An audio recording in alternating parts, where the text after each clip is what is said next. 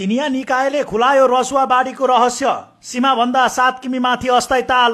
तिब्बतको लेन्दे खोलामा के भयो त्यस्तो?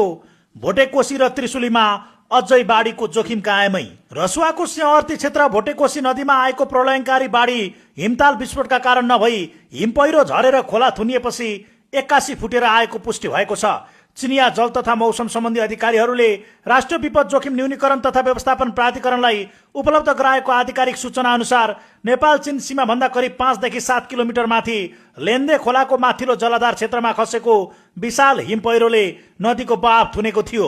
बाढी पूर्वानुमान महाशाखाका वरिष्ठ जलविद विनोद पराजुलीका अनुसार अघिल्लो वर्ष भेलबाढी आएको सुप्रा ग्लेसियर लेक आसपासका क्षेत्रमा पुनः हिमपहिरो खसेको जानकारी चिनिया पक्षले दिएको छ।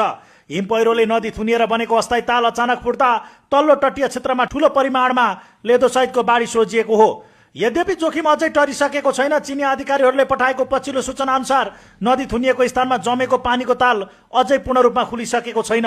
हिमपहिरोको ठूलो भाग नदीमै रोकिएर बसेकाले जुनसुकै क्षण पुनः फुटेर भोटेकोशी र त्रिशुली नदीमा दोस्रो पटक भीषण बाढी आउन सक्ने खतरा कायमै रहेको छ।